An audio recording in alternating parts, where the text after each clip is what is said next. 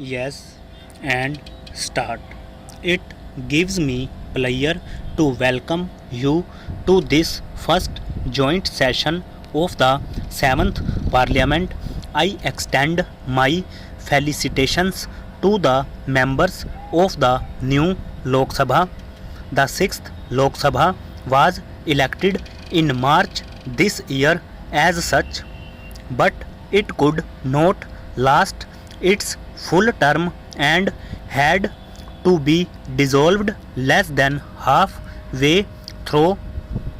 After its dissolution, the governance of the country had to be carried on for some months without a Lok Sabha.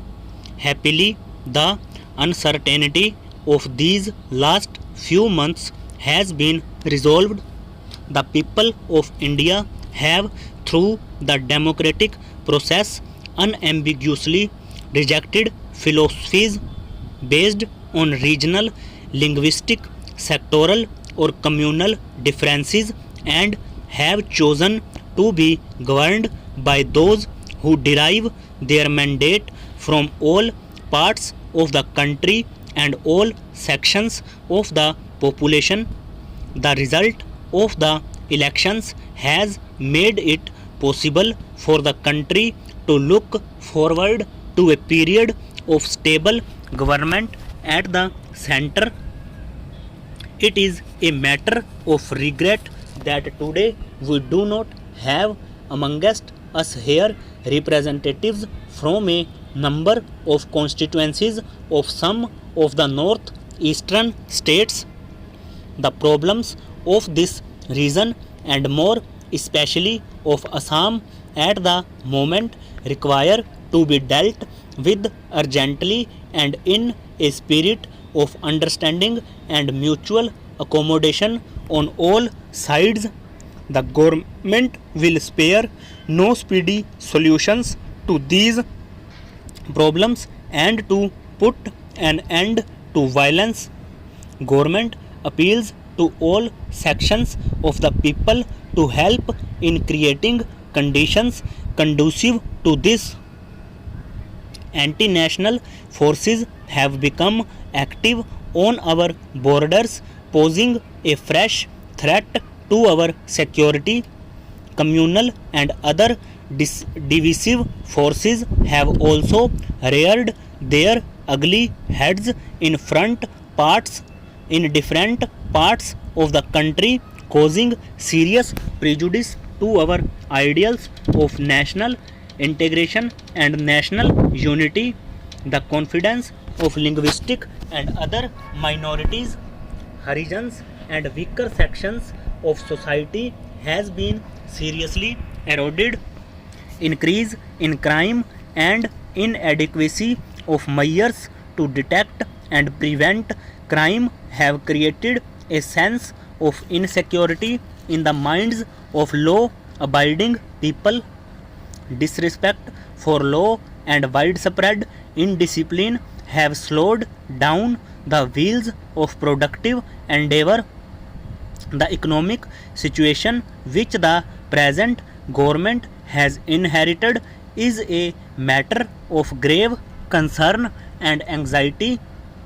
The last year has witnessed a vicious inflationary spiral with prices registering a rise of about 20%. There has been a severe setback in agricultural production while industrial production has remained stagnant. The massive and broad based confidence reposed by the people in the new government reflects a keen desire that the deterioration in the law and order sector as well as in the economy should be halted and reversed. The government would like to assure the people that this is indeed what it proposes to do with determination and speed. The government will do its utmost to put down lawlessness and restore confidence amongst all people, especially those belonging to the weaker sections. The law enforcement agencies at the center and in the states will be activized so that problems are dealt with promptly and effectively. Honorable members, the new government has taken charge just over a week ago. The budget will be presented in the next session when the socio-economic measures proposed to be adopted in the furtherance of government's broad objectives will be spelt out. However, there are certain matters which require to be mentioned. The government would like to reaffirm its commitment to planning as an essential tool for engineering social and economic change.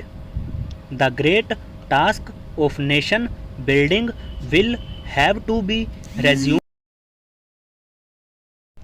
Reaffirm its commitment to planning as an essential tool for engineering and social and economic change.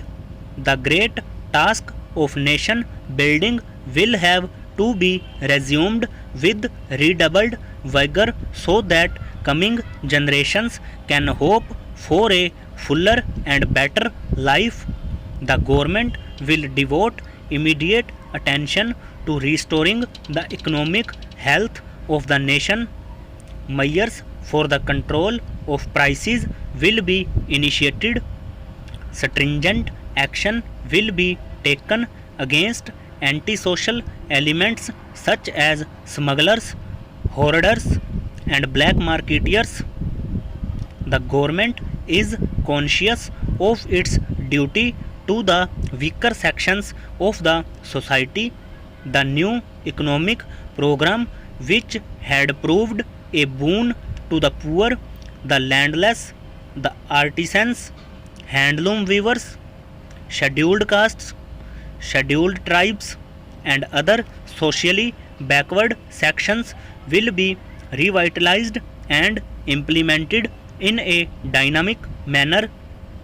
The minimum needs program started during the fifth plan will once again be accorded high priority with special stress on education and health, agriculture and rural development with special emphasis on assistance to small and marginal farmers as well as agricultural laborers will receive the highest priority in the government's strategy.